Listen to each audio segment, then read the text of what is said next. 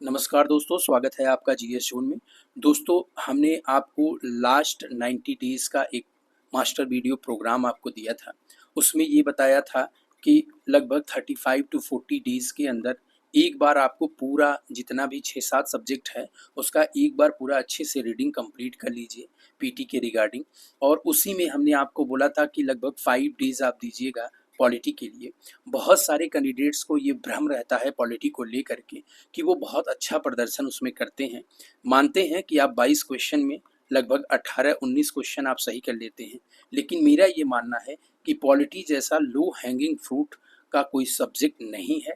तो आप जो 4-5 क्वेश्चन अननेसेसरी गलती कर रहे हैं, इस 4-5 क्वेश्चन को आपको उठाने में किसी अन्य सेक्शन से बहुत मेहनत करनी पड़ेगी। इसलिए मेरा ये मानना है कि ये जो 4-5 क्वेश्चन हैं, ये भी आपका गलत ना हो। ह्यूमन एरर में 1-2 क्वेश्चन गलत हो जाएँ वो चलेगा, लेकिन 2-3 क्वेश्चन अगर आप यकीन मानिए दोस्तों अगर बचा लेते हैं पॉलिटी से ही, तो जो कैंडिडेट्स 2-3 क्वेश्चन से अपने पीटी को लूज़ करते हैं, पीटी का जो बाउंड्री होता है वहाँ से 2-3 क्वेश्चन ही कम रहता है उनका तो यहीं से काम चल जाएगा। इसलिए पॉलिटी को बिल्कुल इग्नोर ना करें। यहाँ पर हम कोशिश कर रहे हैं कि जो एरिया से क्वेश्चन आया हुआ मैक्सिमम है, उस एरिया को मैं फोकस करूँगा। आपको बस ध्यान ये देना है कि हम जो डेटा फैक्ट पर ज़्यादा एम्फेसाइज़ कर रहे हैं, उसको आप थोड़ा-सा ज़रूर रिकॉल करें, याद करें। हम आपको टीचिंग नहीं कराएँगे, हम एज़ ए मेंटर आपके साथ जुड़ रहे हैं, तो इस बात को आप ध्यान रखिएगा। ठीक है दोस्तों?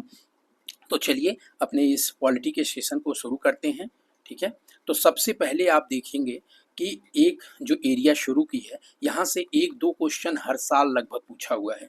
वो है आपका जो संवैधानिक विकास हुआ है, कॉन्स्टिट्यूशनल हमारी जो यात्रा रही है संविधान बनने से पहले की, वहाँ से ये क्वेश्चन पूछता है। तो उसमें रेगुलेटिंग एक्ट है, उसके बाद पिट्स इंडिया एक्ट 1784 है, उसके बाद 4 चार्टर एक्ट आते हैं 93, और ये 13 में आता है, 33 में आता है और 53 में आता है। ये 4 चार्टर एक्ट आते हैं। उसके बाद भारत शासन अधिनियम 1858 आता है। ठीक है, और 3 परिषद आते हैं। इन 3 परिषदों से लगभग 5-6 क्वेश्चन आयोग पूछ चुका है। भारत परिषद अधिनियम 1861 और भारतीय परिषद अधिनियम 1892, भारत परिषद अधिनियम 1909, यहाँ से क्वेश्चन पूछा है। इसके अलावा भारत शासन अधिनियम 19 और 35 से क्वेश्चन पूछा हुआ है, और भारतीय स्वतंत्रता अधिनियम 1947 से पूछा हुआ है। तो चलिए एक एक पे हम लोग देखते हैं। रेगुलेटिंग एक्ट 1773 में आता है। इसको रेगुलेटिंग एक्ट के नाम से जाना जाता है, ये आप याद रखिएगा। इसमें जो 2-3 प्रोविज़न किए गए थे, वो क्या हुआ था कि बंगाल प्रेसिडेंसी के अंदर जो है वो मद्रास और बॉम्बे प्रेसिडेंसी दोनों को बंगाल प्रेसिडेंसी के अंदर ला के रख दिया गया। और जो बंगाल का गवर्नर होता था, वो अब गवर्नर जनरल आपका कहलाने लगा था तीनों का। ठीक है, तो मद्रास और बम्बई प्रेसिडेंसी किसके अंतर्गत आ गई?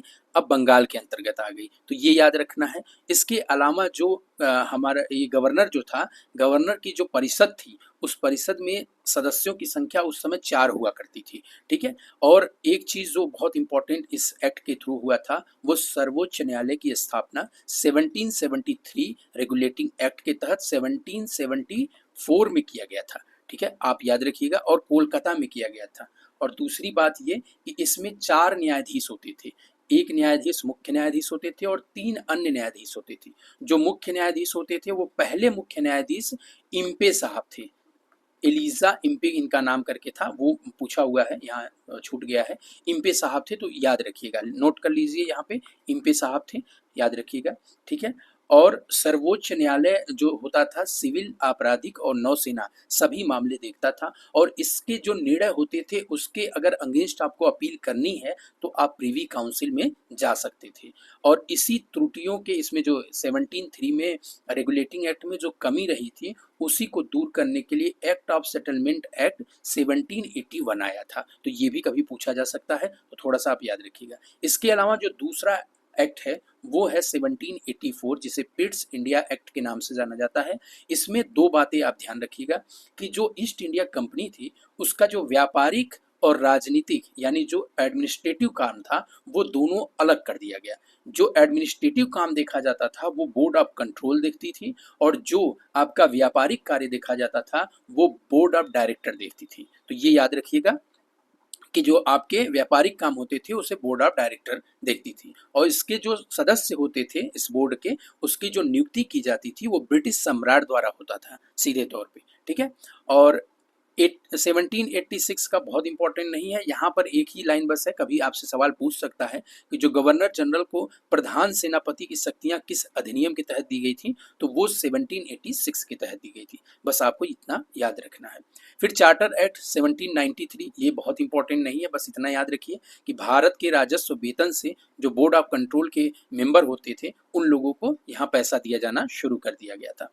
इसके अलावा जो सबसे इम्पोर्टेंट चार्टर एक्ट है 1813 में जो आया था, 1813 में, वो अंग्रेज व्यापारियों को व्यापार में छूट दी गई थी। यानी जो ईस्ट इंडिया कंपनी आपी थी उसका जो मोनोपोली था, उस मोनोपोली को जो है वो समाप्त किया गया था 1813 के चार्टर एक्ट के तहत। इसमें चीन और चीनी के साथ छोड़ के व्यापारिक एकाधिकार ईस्ट इंडिया कंपनी का बाकी सारे जितने भी अंग्रेज व्यापारी कंपनियां थी उनको भी अलाउ कर दिया कि भैया आप भी अब यहाँ पर कर सकती हो। उसके अलावा ईसाई धर्म के प्रचार के लिए जो मिशनरी थी उनको इस चार्टर एक्ट में बहुत ज़्यादा छूट दिया गया कि जाइए आप करिए बढ़िया से। और जो मोस्ट रिपीटेड क्वेश्चन है वो ये पूछा जाता है कि 1,00,000 रुपए का जो खर्च है वो शिक्षा पर यानी एजुकेशन पर ईस्ट इंडिया कंपनी किस एक्ट में लाई की थी, तो वो चार्टर एक्ट 1813 था। तो ये आप याद रखिएगा। इसके अलावा दोस्तों चार्टर एक्ट 1833 ये भी इंपॉर्टेंट है, क्योंकि जो ईस्ट इंडिया कंपनी का व्यापारिक एकाधिकार चीन और चीनी पर चाय था पर। वो भी अब इसमें पूर्णतः समाप्त कर दिया गया, पहली बात। और वाणिज्यिक एकाधिकार पूरा समाप्त हो गया।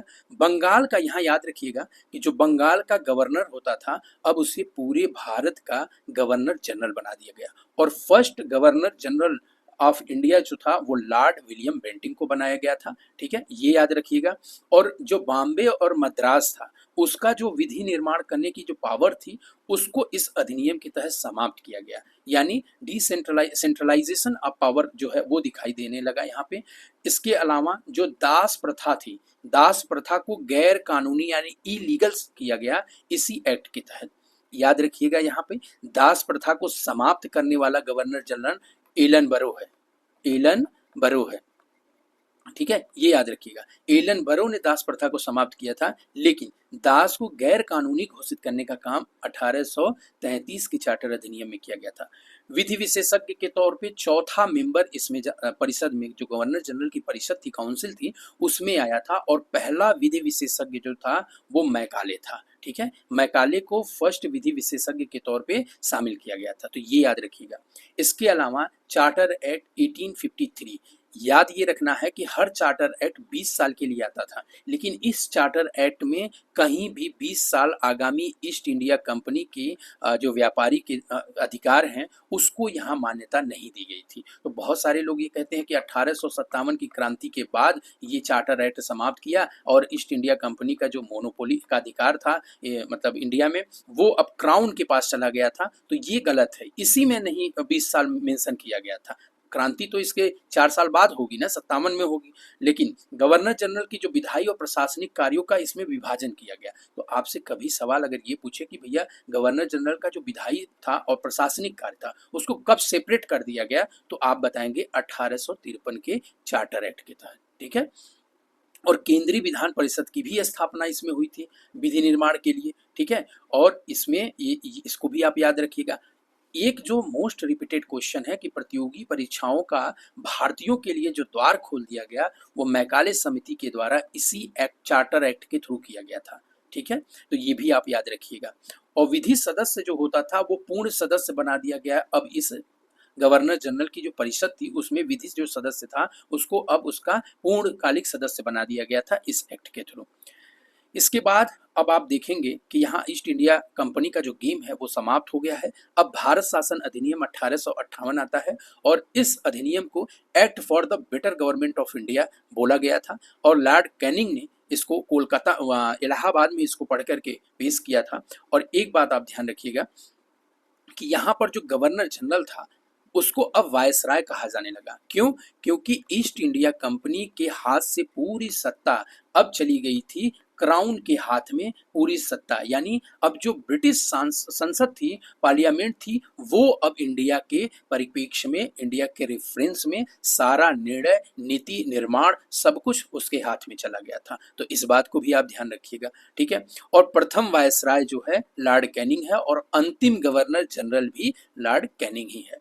और यहाँ पर कंट्रोल करने के लिए, इंडिया में कंट्रोल करने के लिए इंग्लैंड से एक भारत सचिव पद बनाया गया, भारत सचिव। और इस भारत सचिव जो मेंबर होता था वो ब्रिटिश संसद के प्रति उत्तरदायी होता था, क्योंकि वो ब्रिटिश मंत्रिमंडल का ही एक सदस्य होता था, ठीक है। और यहाँ पर एक चीज और हुई कि जब ईस्ट इंडिया कंपनी का काम ही कमजोर कर दिया गया, तो यहाँ पर निदेशक मंडल और नियंत्रक मंडल दोनों ही, board of control and board of director, ये दोनों ही यहाँ पर समाप्त कर दिए गए। और जो भारत का सचिव था उसके लिए 15 सदस्यीय भारत परिषद का निर्माण किया गया। तो ये भी आपको याद रखना है। अब यहाँ चार्टर और अधिनियम का काम खत्म, अब परिषद अधिनियम आएगा 1861। यहाँ से आप ध्यान रखिएगा कि जो पहली बार प्रतिनिधित्व प्रणाली की शुरुआत की गई है और यहाँ पे मद्रास बॉम्बे प्रेसिडेंसी की पुनः विधायी शक्तियां दे दी गई, यानी डिसेंट्रलाइजेशन ऑफ पावर। अगर आपसे पूछे कि डिसेंट्रलाइजेशन ऑफ पावर की शुरुआत भारत के किस अधिनियम में की गई थी, तो वो भारत परिषद अधिनियम 1861 था। यहाँ शक्ति विभाजन सिद्धांत की भी कल्पना आई, सेपरेशन ऑफ पावर की संकल्पना आई और भारतीयों को कानून बनाने की प्रक्रिया में अब सम्मिलित किया जाने लगा। मोस्ट रिपीटेड क्वेश्चन जो है ये कि वायसराय को अध्यादेश जारी करने की, यानी ऑर्डिनेंस पास करने की जो पावर है वो किस अधिनियम के दिया गया था, तो भारत परिषद अधिनियम 1861 के तहत। और दूसरा इंपॉर्टेंट, पोर्टफोलियो प्रणाली की भी शुरुआत, यानी विभागीय प्रणाली की शुरुआत भी इसी अधिनियम के अंतर्गत की गई थी। तो ये भी याद रखिए। भारत परिषद अधिनियम 1861 के अंतर्गत प्रांतों में स्थापित की गई विधान परिषदें कौन थी, तो ये याद रखिए। इन तीन प्रांत थे, बंगाल, उत्तरी पश्चिमी सीमा प्रांत और पंजाब। यहाँ पर 3 जगह किया गया था, याद रखिएगा, ठीक है। भविष्य की प्रतिनिधि सरकार के शुभारंभ का प्रथम प्रयास इसी अधिनियम में किया गया था और बहुत इंपॉर्टेंट ये अधिनियम है, ठीक है। इसके अलावा भारतीय परिषद अधिनियम 1892 आया। इसमें एक बात जो आपको याद करनी है कि अतिरिक्त सदस्यों के मनोनयन का अधिकार वायसराय की परिषद को दे दिया गया उस इसमें, ठीक है। तो ये याद रखिएगा। इससे भी ज़्यादा इम्पोर्टेंट जो इसमें है वो ये है कि सर्वोच्च निर्वाचन रीति का शुभारंभ इसी में किया गया और प्रांतीय और केंद्रीय दोनों ही परिषदें अब सदस्यों को बजट पर बहस प्रश्न पूछने का जो अधिकार दिया गया था, ये मोस्ट रिपीटेड क्वेश्चन है। यहाँ से कई बार सवाल पूछा गया है कि बजट पर पहली बार बहस करने और प्रश्न पूछने का जो अधिकार प्रांतीय विधान परिषदों और केंद्रीय विधान परिषदों को दिया गया वो किस परिषद के अधिनियम के तहत दिया गया था, तो वो भारत परिषद अधिनियम 1892 के अंतर्गत दिया गया, ठीक है। और बाकी इसमें उतना इम्पोर्टेंट नहीं है। प्रश्न, पूरक प्रश्न और तर्कपूर्ण प्रश्न इसमें पूछे जाते हैं, बस याद रखिए ये सवाल उतना पूछेगा नहीं। इसके अलावा जो इम्पोर्टेंट है, भारत परिषद अधिनियम 1909 मार्ले मिंटो सुधार के नाम से भी जाना जाता है। इसमें केंद्रीय परिषद में जो सदस्यों की संख्या है वो 60 सदस्य कर दिए गए हैं, ये भी आपको याद रखना है। लेकिन जो इसका सबसे बड़ा इम्पोर्टेंट जो चीज था वो मुसलमानों के लिए पृथक सामुदायिक प्रतिनिधित्व प्रणाली की शुरुआत की गई थी और ऐसा माना जाता है कि पाकिस्तान की नींव इसी अधिनियम के तहत, परिषद अधिनियम के तहत बनी थी। तो ये पृथक निर्वाचन की बात करता है, ठीक है। तो यहाँ पर ये ध्यान रखिएगा। और विधि निर्मात्री परिषद का व्यवस्थापिका सभा भी इसमें बनाया गया था, रखा गया था, ठीक है। प्रतिनिधित्व विस्तार के संबंध में एक रिपोर्ट आई थी, एटी अरुलडेल करके थे, उन्होंने इस समिति का अध्यक्ष उनको बनाया गया था। तो ये नाम याद रखिएगा, मान लीजिए कभी पूछ सकता है। मोस्ट रिपीटेड क्वेश्चन क्या है कि भारतीय परिषद अधिनियम 9 के तहत वायसराय की जो कार्यकारिणी परिषद थी उसमें प्रथम भारतीय सदस्य कोई अगर चयनित हुआ था तो वो थे सत्येंद्र प्रसाद सिन्हा जो बिहार के थे, इनको है। और कई बार ये सवाल पूछा है, तो ये आपको आपकी जगह पर याद होना चाहिए, ठीक है। इसके अलावा विधायी परिषदों में पूरक प्रश्न पूछने के, वहां पर बजट पे बात करने की थी और यहाँ पूरक प्रश्न पूछने की व्यवस्था इस अधिनियम से की गई थी, भारत परिषद अधिनियम 1909 के अंतर्गत, ठीक है। अब बात करते हैं भारत शासन अधिनियम 1919। इसी के तहत पूरी ब्रिटिश सरकार जो है मैक्सिमम टाइम तक अपने जो सरकारी तंत्र है उसको चलाई थी। तो ये बहुत इंपॉर्टेंट है। भारत में एक उत्तरदायी शासन व्यवस्था स्थापित करने के लिए इस अधिनियम को लाया गया और 17 में जो अगस्त डिक्लेरेशन था उसी के मूल सिद्धांतों के तहत इसे लाया गया था। 1917 में अगस्त, जब हम लोग पढ़ेंगे आगे चल करके हिस्ट्री वगैरह, तो हाँ ये सब बातें होंगी कि अगस्त डिक्लेरेशन क्या था। तो यहाँ पर आप ये देखिए कि दिसंबर 19 में ये अधिनियम पारित हुआ और जनवरी 1921 से लागू हुआ। तो आपसे कभी सवाल ये पूछा जा सकता है कि भारत सरकार अधिनियम 1919 लागू कब से हुआ, तो आप बताइएगा 3 जनवरी 1921 से। और यहाँ पर जो सबसे इम्पोर्टेंट चीज हुई थी वह द्वैध शासन थी, यानी डायरकी हुआ था और प्रांतों में ये डायरकी हुई थी, ये याद रखिएगा, द्वैध शासन। और इसका जो जनक है वो उसका नाम है लियोनेल कार्टिस। ठीक है, लियोनिस कार्टिस, ये याद नाम रखिएगा। द्वैध शासन का इसे फादर ऑफ डायरकी बोला जाता है, तो ये आप याद रखिएगा। कई बार सवाल वो पूछा हुआ है, बिहार में भी एक बार सवाल पूछा है, यूपी के लोअर में एक बार सवाल ये पूछा हुआ है, अपर में 2008-9 में इसे सवाल पूछा हुआ है। तो 2-3 बार ये सवाल पूछा जा चुका है, तो आप इसे याद जरूर करिएगा कि फादर ऑफ डायरकी कौन है। ठीक है, यहाँ पर इस अधिनियम से 2 भागों में पूरा विभाजन किया गया सेपरेशन ऑफ पावर के तहत, आरक्षित और हस्तांतरित विषय। ठीक है, आरक्षित विषय पर जो काम होता था, गवर्नर सलाह लेता था, मंत्रियों की सलाह लेता था उस संबंधित प्रांत के, और जो हस्तांतरित विषय पे लेता था, और आरक्षित विषय जो होते थे उसकी जो कार्यकारी परिषद होती थी गवर्नर की, उसके तहत किया करता था। माने ये पूरा गवर्नर के पूरे अंडर में ये आरक्षित विषय होते थे। हस्तांतरित विषय माने प्रांतों को दे दिया गया, वहां मंत्री को सलाह देंगे, उसके आधार पर ये करता था। फिर भी जो मेन पावर है वो इसी के पास रहता था, गवर्नर के पास ही। और पहली बार इस अधिनियम में केंद्रीय व प्रांतीय विषयों का विभाजन कर दिया गया। और यहाँ बहुत ये केंद्रीय और प्रांतीय सरकारों के मत विवाद के जब आज भी ऐसा ही होता है, अगर कोई ज़्यादा इशू हो गया तो उसमें जो सेंट्रल गवर्नमेंट है उसका ज़्यादा मान होता है। ठीक है, और संघात्मक सरकार की तरफ झुकाव था, इसमें कोई दो राय नहीं है। मत निर्णय में अगर कोई किसी भी प्रकार की समस्या आ रही है तो गवर्नर को वहाँ पे अंतिम उसका मत जो होता था वो कर दिया जाता था। द्वैध शासन प्रणाली जो कितने प्रांतों में लागू की गई थी 1919 वाली, वो 9 प्रांतों में की गई थी। ये नंबर आप याद रखिएगा, 9 प्रांतों में की गई थी, इसे याद रखिएगा। ठीक है, और प्रांतीय विधानसभाओं के लिए पहली बार प्रत्यक्ष निर्वाचन की प्रणाली अपनाई गई थी। महिला इनके लिए क्या नाम है, विधानसभाओं के लिए। ठीक है, 19 के अधिनियम में की गई थी, डायरेक्ट जो है वो इलेक्शन होता था। तो ये भी आप याद रखिएगा।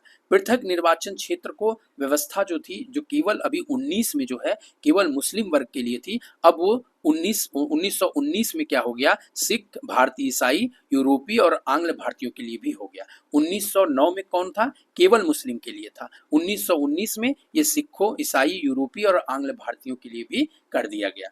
ठीक है, अब इसके अलावा जो है प्रांतीय विषयों पर विधि बनाने का जो अंतिम अधिकार होता था वो भारत सरकार अधिनियम 1919 में दिया गया प्रांतीय विधान मंडलों को। ठीक है, ये तो बात हो ही गई। अच्छा हाँ, प्रांतीय विधानसभा का जो कार्यकाल होता था वो केवल 3 वर्ष का होता, आज 5 वर्ष का है, उस समय 3 वर्ष का होता था, याद रखिएगा। मंत्री गवर्नर के प्रसाद पर्यंत ही पद धारण करते थे, जाहिर सी बात है गवर्नर के ही पद में होते हैं। प्रथम बार द्विसदनी विधानसभा की स्थापना की गई थी इसी में। ठीक है, ये सब रिपीटेड हो रहा है। भारत सचिव की परिषद की संख्या पुनर्निर्धारित की गई और न्यूनतम 8 और अधिकतम 12 कर दी गई। ठीक है, तो ये याद रखिएगा। इसके अलावा भारत के उच्चायुक्त के कार्यालय का सृजन किया गया। ये सवाल अगर आपसे पूछता है कि लंदन में भारत के उच्चायुक्त के कार्यालय का सृजन कब किया गया, तो 1919 के अधिनियम के तहत किया गया। दूसरी बात, केंद्रीय बजट और प्रांतीय बजट को अलग अलग पेश करने की जो व्यवस्था की गई वो भारत सरकार अधिनियम 1919 के अंतर्गत ही की गई। और लोक सेवा आयोग पहली बार जो जिस अधिनियम के तहत स्थापित किया गया, भारत सरकार अधिनियम 1919 के तहत हुआ और 22 में पहली बार जो है इसे मतलब अस्तित्व में आया था। तो ये भी याद रखिएगा। एक याद रखिएगा, मूडीमैन समिति है 1919 के अधिनियम की जांच करने के लिए था। कभी सवाल आपसे पूछ देगा कि भैया मूडीमैन समिति जो है वो किस अधिनियम की जांच करने के लिए था, तो 1919 के अधिनियम के लिए था, तो याद रखिएगा। किसने कहा था कि 1919 का अधिनियम भारतीयों के लिए बेड़ियों का नया जाल है? तो सुभाष चंद्र बोस ने बोला था इस बात को। और चेम्सफोर्ड सुधार भारत के आर्थिक शोषण के लिए, इसे चेम्सफोर्ड सुधार भी बोला जाता है ना 1919 के अधिनियम को, इसको महात्मा गांधी जी ने ये बात कही थी। और सबसे इम्पोर्टेंट जो आपका अधिनियम आ गया वो भारत शासन अधिनियम 1935 आ गया। यहाँ पर जो प्रांतों में द्वैत शासन थी, डायरकी सिस्टम था, उससे समाप्त कर दिया गया। और सेंट्रल गवर्नमेंट में, अब सेंट्रल में जो है वहां पर द्वैत शासन की व्यवस्था की गई। प्रांतों के स्वायत्त शासन दिया गया और केंद्र में जो है वो द्वैत शासन स्थापित किया गया। ठीक है, तो ये आप याद रखिएगा। और जो भी अवशिष्ट शक्तियां थी वो गवर्नर जनरल के पास रख दी गई। और अखिल भारतीय संघ की स्थापना करने की जो बात कही गई थी वो भारत सरकार अधिनियम 1935 के अंतर्गत कही गई। और जो विषय थे उनको बांट दिया गया, जैसे आज भी कॉन्स्टिट्यूशन के 7वीं सूची में बटा हुआ है, संघ सूची, राज्य सूची और समवर्ती सूची। ठीक है, तो 3 जो है सूचियों में इसे बांट दिया गया है। और संघीय न्यायालय की स्थापना करने की बात 1935 में की गई थी, भारत शासन अधिनियम।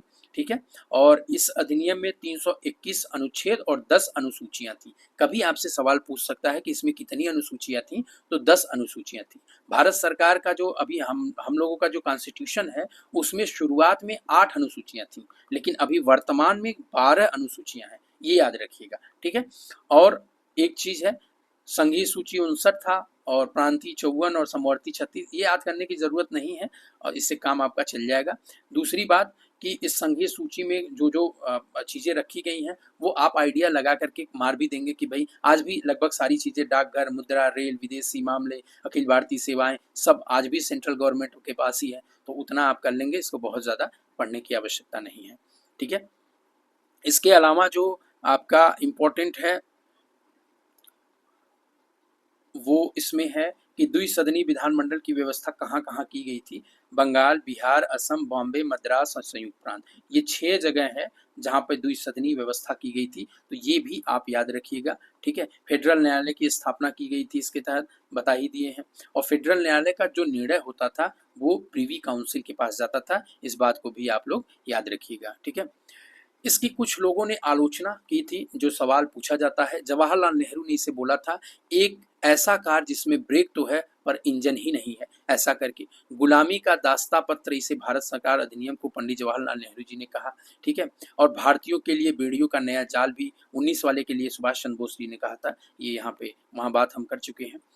इसके अलावा जो आता है क्रिप्स मिशन 1942, क्रिप्स मिशन को याद रखिएगा 1942 में आया था। क्रिप्स प्रस्ताव लेकर के आते हैं क्रिप्स महोदय, डोमिनियन स्टेटस का दर्जा देने की बात क्रिप्स मिशन में कही गई थी भारत को। उस समय द्वितीय विश्व युद्ध चल रहा था, ठीक है, सेकेंड वर्ल्ड वार, तो उस समय ये भारत के खुश करने के लिए डोमिनियन स्टेटस का दर्जा लेकर के क्रिप्स महोदय आए थे, पर इसको न तो मुस्लिम लीग ने और न ही कांग्रेस ने एक्सेप्ट किया। भारत में संघीय व्यवस्था का निर्माण होगा, क्रिप्स मिशन ने ये बात बोला था और इसे अस्वीकार कर दिया गया। मुस्लिम और कांग्रेस दोनों ने इसे अस्वीकार कर दिया, क्योंकि मुस्लिम ये सोचती थी कि पृथक पाकिस्तान की मांग, उस समय ये लोग 40 में अपनी मांग तो शुरू कर दिए थे पृथक वाली। ठीक है, और इसमें कहीं कोई चर्चा इस तरह की नहीं गई थी। ठीक है, कांग्रेस ने भी अस्वीकार कर दिया क्योंकि कांग्रेस पूर्ण स्वतंत्रता की मांग कर रही थी, जबकि इसमें डोमिनियन स्टेटस की बात की गई। महात्मा गांधी ने इसकी आलोचना किया था, इसको पोस्ट डेटेड चेक कहा था क्रिप्स मिशन को। तो कभी पूछा जाता है, कई बार पूछा भी गया है कि पोस्ट डेटेड चेक किसको बोला गया है, तो 1942 में क्रिप्स मिशन जो आया था, महात्मा गांधी जी ने इसकी आलोचना करते हुए इस बात को कहा था, तो याद रखिएगा। इसके अलावा कैबिनेट मिशन जो 1946 में मार्च में आया था, वो याद रखिएगा। तो इसमें 3 सदस्य थे, एक तो क्रिप्स साहब पहले जो क्रिप्स मिशन में आए, पैथिक लॉरेंस थे और एवी एलेक्जेंडर थे। ये जो पैथिक लॉरेंस है यही इसको हेड कर रहे थे। या आपसे सवाल पूछा भी गया है और पूछा भी जा सकता है कि क्रिप्स कैबिनेट मिशन में उसको हेड कौन कर रहा था, तो पैथिक लॉरेंस जी हेड कर रहे थे, ये बात आप याद रखिएगा। संविधान निर्माण निकाय की जो बात की गई थी, ये सवाल बहुत बार पूछा हुआ है, कैबिनेट मिशन में आया था कि भैया आप हिंदुस्तानी लोग अपना संविधान निर्माण बनाइए और देखिए कैसे आपको बनाना है। और निर्मात्री परिषद में 10 लाख जनसंख्या पर निर्धारित किया गया था, सीटों का आवंटन कर दिया गया था, तो वो भी आपको याद रखना है। संविधान निर्माण सभा में कुल सदस्यों की संख्या 389 थी। ठीक है, इसमें 296 जो थे वो उसमें निर्धारित विधानसभा यानी प्रांतीय वाले थे, बाकी कमिश्नरेट में 4 थे और रियासतें जो थी उनकी 93 थी। ठीक है, बाकी कितने समुदायों के बीच जनसंख्या का अनुपात बांटा गया था, तो ये 3 समुदाय थे। चौथा दे सकता है, एक था मुस्लिम, सिख और सामान्य, इसको 3 भाग में डिवाइड किया गया था। तो चौथा कुछ और दे करके आपको कंफ्यूज कर सकता है, या वही नहीं होगा, तो आप ये जानते रहिए मुस्लिम, सिख और सामान्य। ठीक है, इस बात को आपको हिंदू दे देगा, लेकिन वो हिंदू सामान्य में ही आ जाएंगे। ठीक है, तो इस बात को आप ध्यान रखिएगा। भारत में अंतरिम सरकार के गठन के लिए 1946 में हुआ था। 24 अगस्त को अंतरिम सरकार की घोषणा हुई, ये डेट पूछा गया है, आप इसको एकदम दिमाग में रख लीजिए। और पहली बार जो मंत्रिमंडल नेहरू जी के नेतृत्व में बनी थी 12 सदस्य, वो 2 सितंबर, ये RO UPPCS और लगभग सभी एग्जामों में एक एक दो बार ये सवाल पूछा जा चुका है, तो ये पूरा डेट सहित याद रखिएगा। 2 सितंबर 1946 में बना था, 2 सितंबर में, तो ये याद रखिएगा। ठीक है, इसके अलावा अंतरिम सरकार और स्वतंत्र भारत का पहला जो मंत्रिमंडल था, यहाँ से कई बार सवाल पूछा गया है कि किसको कौन सा जो है वो पद मिला था। तो जवाहरलाल नेहरू जी को राष्ट्रमंडल मामले और विदेशी मामले मिले थे। सरदार जी गृह मंत्री थे, सूचना प्रसारण विभाग थे। लियाकत अली को कई बार पूछा है, इनके पास वित्त विभाग था और ये मुस्लिम लीग के कैंडिडेट थे। ठीक है, बलदेव सिंह को कई बार एग्जाम में पूछा गया है, रक्षा बल से ही याद रखिएगा, बल यानी इसमें डिफेंस किया जाएगा। और इसके अलावा उद्योग जान मथाई हैं, सी राजगोपालाचारी शिक्षा से हैं, ये भी सवाल पूछा गया है। और बाकी जोगेंद्र नाथ मंडल विधि हैं, ये बाद में जोगेंद्र नाथ मंडल हट जाएंगे और आपके BR अम्बेडकर जी आ जाएंगे यहाँ पर। डॉक्टर राजेंद्र प्रसाद को खाद्य एवं कृषि विभाग मिला हुआ था और अरुणा आसफ अली को रेलवे मिला था। जगजीवन राम बहुत बार पूछा है, ये श्रम विभाग इनको दिया गया था। ठीक है, यहाँ पर ये याद रखिएगा। इसके बाद जो पहला मंत्रिमंडल बना था उसमें कौन सी सरकार बनी थी, तो उसमें बाकी सारा तो जवाहरलाल नेहरू जी के पास था, गृह वगैरह पटेल जी के पास था, राजेंद्र प्रसाद वही खाद्य एवं कृषि ही था, और यहाँ BR अम्बेडकर साहब जो हैं वो विधि हो गए, और मौलाना अबुल कलाम आज़ाद जी जो थे वो शिक्षा मंत्री हो गए थे। इसमें ये शिक्षा विभाग इनके पास है, पहले सी राजगोपालाचारी के पास था। तो दोनों ऑप्शन में रहेंगे, थोड़ा सा कन्फ्यूजन होगा, तो आप याद रखिएगा कि बाद वाला यानी जो भारत का स्वतंत्र पहला मंत्रिमंडल था 1947 में, उसमें शिक्षा विभाग जो है वो कलाम जी के पास चला गया, श्रम विभाग जगजीवन राम के पास चला गया। ठीक है, अभी भी है, और बलदेव जी के पास रक्षा है। RK षणमुख शेट्टी जो पहले वित्त हमारे पेश किए थे, वो वित्त मंत्री थे, इनका नाम भी कई बार एग्जाम में पूछा गया है। श्यामा प्रसाद मुखर्जी जी को उद्योग एवं आपूर्ति, क्योंकि इस समय गवर्नमेंट जिस तरह से चल रही है तो ये उसी से ज़्यादा बिलोंग करते थे, तो थोड़ा देख लीजिएगा इस पर ध्यान से। बाकी आपका इतना ही पूछता है, बाकी ज़्यादा पढ़ने की आवश्यकता नहीं। भारतीय स्वतंत्रता अधिनियम 1947 4 जुलाई को 1947 में ब्रिटिश संसद में पेश किया गया।